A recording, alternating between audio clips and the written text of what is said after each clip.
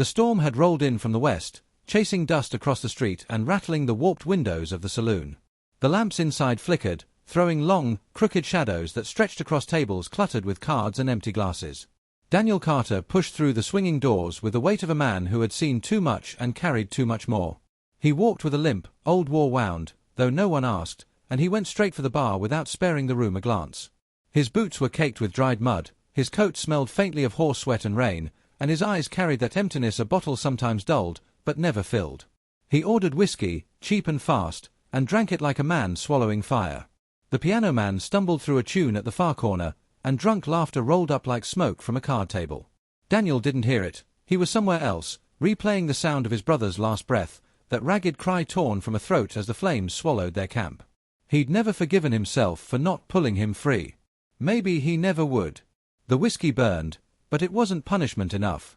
The chair beside him scraped, and a figure slid into the seat. A woman. Not just another saloon girl with painted lips and practiced laughter. There was something sharper in her gaze. Her dress was a shade too fine for this place, but frayed at the seams, patched with care that spoke of desperation.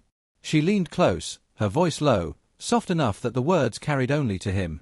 "You paid for me," she said. The corners of her mouth trembled though she fought to hold them steady. "Now finish it." The word struck Daniel like a bullet. He turned slowly, met her eyes, and saw a storm that made the one outside look like nothing more than a breeze. He hadn't paid. He hadn't asked. Hell, he hadn't spoken a word to her before now.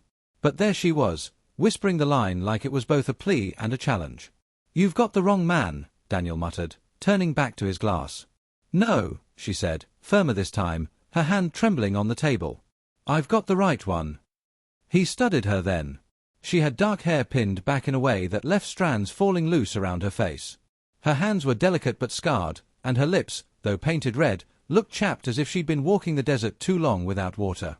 She glanced toward the saloon doors, the motion quick, nervous. Whoever she feared wasn't in the room yet, but he was coming.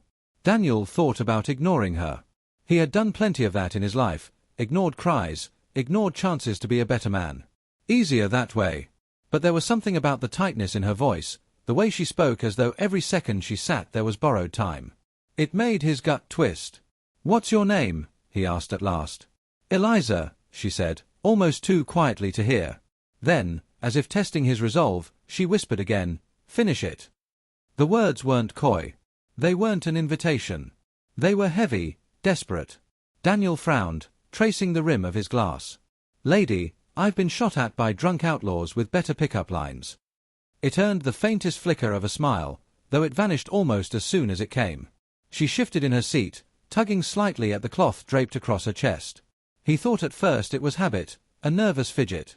Then he noticed the edge of her skin peeking through, a pattern not natural, not gentle. His heart slowed. Her fingers lingered there, and for a moment the room fell away. The laughter, the cards, the piano, all faded. Daniel's focus narrowed until it was just the trembling woman and that strip of cloth that seemed to hold a truth too heavy for her to carry alone.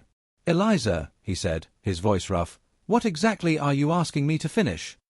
She didn't answer right away. Instead, her hand moved, deliberate but hesitant, as though she were lifting a coffin lid. She tugged at the cloth, unfastening it, letting it fall aside. Daniel felt the air leave his chest. What lay beneath was not beauty. It was ruin. Her skin bore lash marks, deep ridges where whips had torn her. The burns laced across her shoulder like rivers carved in stone. Near her collarbone, seared into flesh, was a brand, an iron mark that no woman should ever carry. Daniel froze, shame and fury tangling in his throat. He had braced for temptation, not revelation. She didn't meet his eyes as she whispered, "This is what you paid for."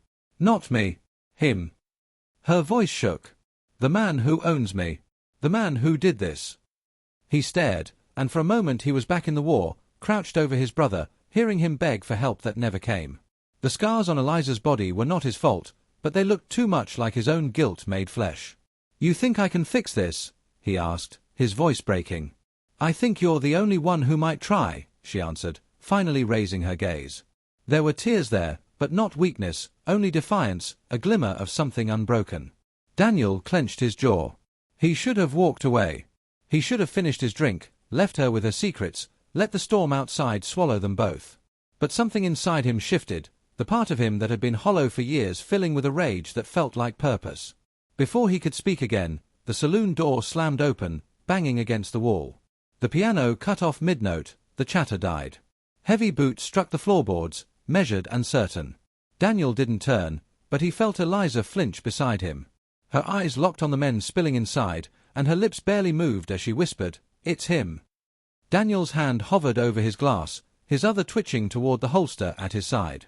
The storm outside howled, rattling the door in its frame, but the real storm had just stepped in.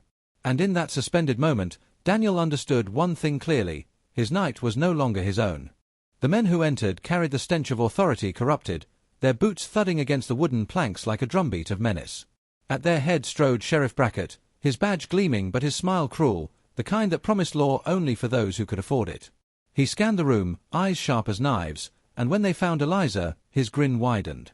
"Well, well," he drawled, voice slick with contempt. "Thought I told you, girl, your place is upstairs, not warming drifters who can't even pay their tabs."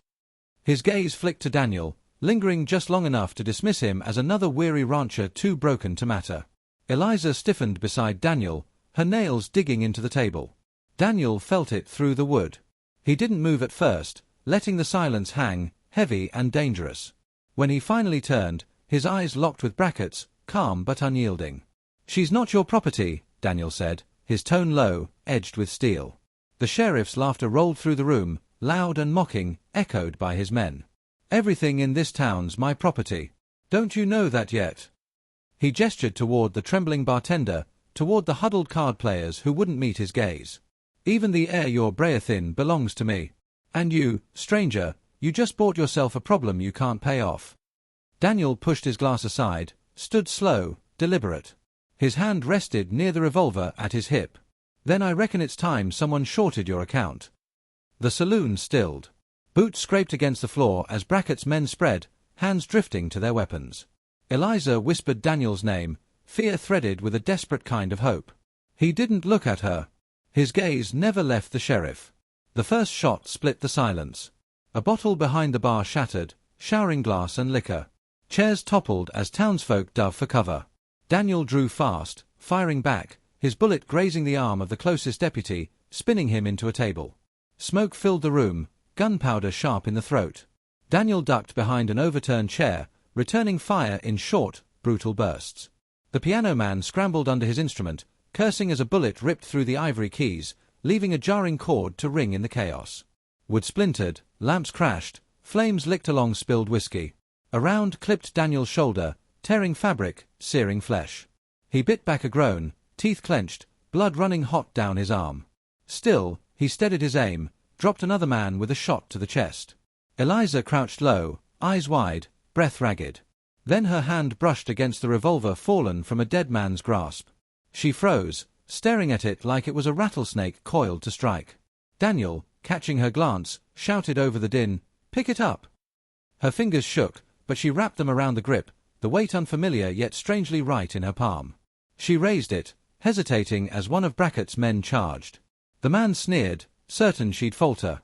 Eliza pulled the trigger. The recoil jolted her, the shot slammed him back, and for a heartbeat she sat stunned, smoke curling from the barrel in her hand. Then she screamed, not in fear, but in fury, fired again, her shot shattering the mirror behind the bar, glass raining down like shards of lightning. The gunfight raged on. Daniel fought with precision, his movements practiced, honed by war, each shot chosen not for speed but for certainty. He took another hit along his thigh, pain clawing through him, but he kept moving, kept firing, the fury inside stronger than the wounds. Finally, Brackett himself stepped forward, pushing through the chaos. His revolver roared, missing Daniel by inches, punching a hole clean through the wall. His sneer curled as he advanced. "You think one broken rancher and a branded whore can topple me?" Daniel's chest heaved, sweat and blood mixing, his gaze fixed and cold. "I don't think, Sheriff." "I know." They faced each other in the smoke, two men framed by ruin. Daniel's hand twitched, Brackett's eyes narrowed, and for a breath time froze. Then both drew. The sound cracked like thunder. Daniel's shot tore across Brackett's side, sending him stumbling.